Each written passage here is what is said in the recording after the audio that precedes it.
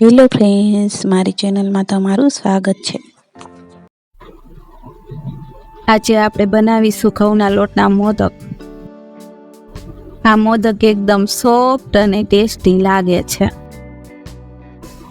સૌપ્રથમ એક વાટકો દૂધ લઈશું।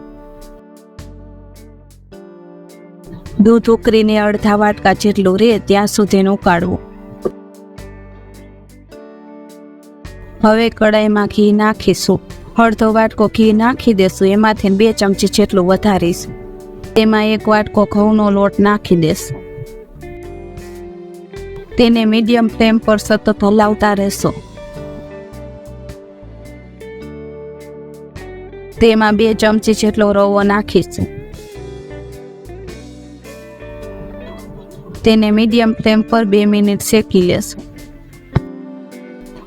એક વાટકીમાં કાજુ ને બદામ કાપેલા રાખ્યા હતા તે નાખી દેશું। તેને 2 મિનિટ સુધી શેકી લેશું।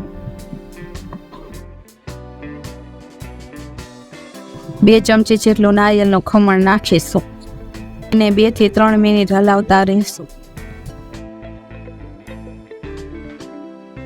કાઢેલું દૂધ નાખી દેશું।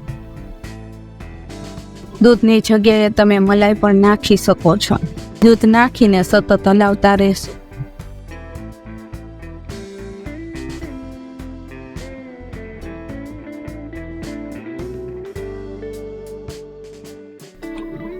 મિશ્રણ ઠીક થઈ જાય ત્યાર પછી આપણે નીચે ઉતારી લઈએ। હાથેથી અડી શકીએ એટલી વાર ઠંડુ થવા દઈએ। તો મિશ્રણ હવે ઠંડુ થઈ ગયું છે। તેમાં કિસમિસ નાખીશું।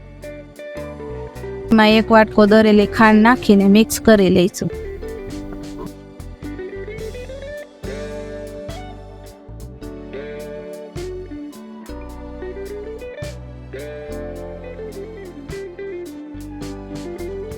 હવે મિશ્રણ મોદક બનાવવા માટે તૈયાર થઈ ગયું છે। હવે મોલ્ડમાં ઘી લગાવી લઈશું જેથી મોદક ચોટે નહીં અને ઇઝીલી મોલ્ડમાંથી બહાર નીકળી જાય। આ રીતના સાઈડમાં બદામની કતરણ મૂકી દઈએ જેથી મોદક સારા દેખાય। સારી રીતના મિશ્રણ મોલ્ડમાં ભરીને પ્રેસ કરી દઈશું। હવે આ રીતના ખોલીને બહાર કાઢી લઈશું। આ બની ગયો સરસ મજાનો મોદક। તમને આ મોદકની રેસિપી ગમી હોય તો લાઈક અને શેર કરો।